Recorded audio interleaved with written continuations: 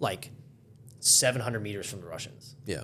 And so we're just sitting in there getting drunk, and I think it was just like a test to see how I would do. Yeah. You know, before they would take me out there.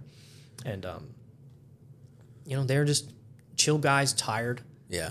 You know, they're still in their kit. There's like one of them pulled out a live grenade when we were all really drunk. Yeah. He's like, check this out. Yeah. Like shenanigans of I like was like, drinking with Ukrainians. okay. Yeah. Like, Yeah. you know, we'll keep this in here. Yeah. You know, singing songs together. Yeah. That cooled me down a lot when we went out there. There's like this, so it was on the island of like Ostriv, and there's still people living there. And there's like this little coffee shop on like the northern side of the buildings. And we were standing there with a bunch of the soldiers waiting to get on this van to go to the trenches. And I was so in my like head about what could be happening to me in like 5 minutes, because we're well within artillery range. Yeah. We're well within grad, anything like that. FPV drones too. Yeah. Well within that. Yeah. You know? And so I've seen the videos online of Yeah, what the FPV happens to drones. vans full of people all the time, you know, and that was my thought. So I got this coffee. I'm like standing there, like smoking a cigarette, like, Yeah. you know, Yeah. like I couldn't even tell you what kind of coffee I got, what it tasted like, any of the things around me. I couldn't tell you anything because I was so in my head. And then this van pulls up. It's not camouflage at all. It's just like this fucking red van that they bought the day before. No EW on it. And it's like an 8-pack van. There's like 10 of us, 11 including the driver. Yeah. So I get in the back of the van, and I'm like visibly like, because this is my first like real trip to like the zero line. You know, like I'd gotten like incoming our rockets and like mortars and ATGMs and stuff in Israel, but it's nothing like a drone, you know, or like having the enemy just at that point 400 meters from you. So I'm like in this van, and I'm like shaking, right? And I vividly remembered like the thoughts that were going through my head. I was so fucking scared, dude. And then the guy behind me noticed like how fucking nervous I was, because I was just thinking like, because there's potholes everywhere there from artillery. So like this road gets hit all the time, and there's drones everywhere. Like if you know, like anyone who knows anything about Kherson, it's the drone density that's there. And so I'm just freaking out. I'm like, okay, there's no EW on this van. It's like brand new. It's like not painted. Like it's so new to like the brigade that they haven't had time to paint it yet. And so they're using it to like drop off guys and pick guys up and take them to go rest. And so I'm sitting in the van, and I'm like, okay, there's no EW. We're well within FPV range. I'm just hoping if an FPV hits us that the meat of everyone else in there shields me. You know? One of those thoughts. I'm like that level of morbid in my head. Yeah.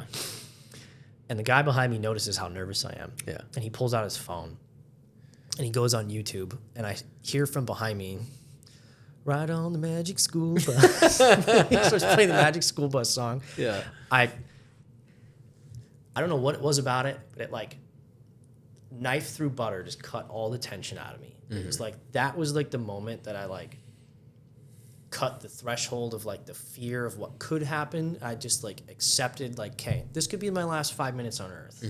I could be really fucking afraid about what's going to happen, or I could enjoy this funny song with this guy who's trying to make me feel better. Yeah. And so I just fucking laughed my way all the way up to the trenches. Yeah. And then like 5 minutes after that, I had my first drone experience. No shit. Yeah. What was your first drone experience then? Going to the trenches. So we went into this building, and then within 15 meters of the building is the entrance to the trenches. And so I ran from the building to the entrance, and then right away the lead guy is like, down, drone. And I was like, fucking Christ. Like, already? Yeah. But the one thing I remember about that was that I wasn't as afraid as I thought I was going to be. Yeah. Because I was more focused on running the camera. I was like, I didn't come this far just to fuck it up by like just recording my feet. Oh, Jesus Christ. I know what I'm doing with this camera. So we just kept running, because the trenches there are really well constructed. Because like they don't have anything to do other than build really good defenses. Because the Russians are across the river, and they're not going to like fill up 50,000 landing craft and do a D-Day landing on the beaches of Kherson, right? So some guys will come over, you know. I didn't witness this, but while I was there, the Russians sent 3 jet skis over. Yeah. With 2 guys on each, and a Ukrainian FPV like strafed them, and one of the guys on the back fell off and drowned immediately. Jesus. Because he must have had steel plates and Yeah, he just fell off and fucking drowned. Yeah. So that's like about as much like incursions that happens there, unless it's like a proper raiding party where it's like, okay, we're gonna go establish a beachhead on the islands there. But yeah, the drone appeared, ran right into the trenches, and it's like chain link on the sides and on the top, and they've got like plywood above you, and it's like covered in cami netting. So like the FPV, the drones there aren't just gonna waste an FPV like trying to guess where guys are in the trenches. So like I said, they're pretty well built trenches, not like the eastern side where it's like everything's open and they're doing drone droppers, or like they're hunting dudes down around. It's like a very so like realistically, if you're in the trenches there, you're safer pretty than, safe, than out in the east. It's more dangerous to like be a civilian in Kherson because they're just hunting people there. When I was there was like a drone drop on a bunch of old ladies at a bus station. Oh shit. You know, they'll hit fucking anybody. Like if you're out in the open, like you're considered fair game in that city. But yeah, then I went through the trenches, came up on a guy who was like, "Who the fuck are you?" Because no one told him I was coming out there. Got to film like the Russian positions through like the machine gun ports and some of the bunkers and stuff like that. It was cool. Did a little interview out there. Yeah. It was interesting. And then the Orlan drone came overhead. And then I was told, like, get the fuck out of the trenches because Orlan's bad news. What's that? Or what's it's like a big Russian drone. I'm not sure what like munitions they've got on them, stuff like that. But I was just told like they're dangerous. You gotta leave. Yeah. And so I went out and we went back to the building, and I swallowed my dip pouch. I've got it all on camera too. I'm like running and I swallow it, and I get into the room. And my medic's like, "Are you good?" I'm like, throwing up this dip pouch, and I got it all on camera. It's really fucking funny. That's awesome. Yeah, that was when we were supposed to go out to the artillery positions.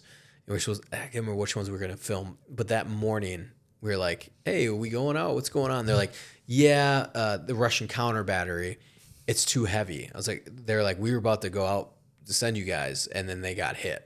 So like with the Russian counter battery. So we're going to send you to a different unit or to a different artillery unit to film because that's way too fucking dangerous. And even Azov, I think it was Azov, or maybe it was something else. There's a unit, but when we got into country about a few days before, we're like, Chris had made a lot of contacts, and one of the commanders was like, "Hey, we want you to come whenever you come back, we'll go."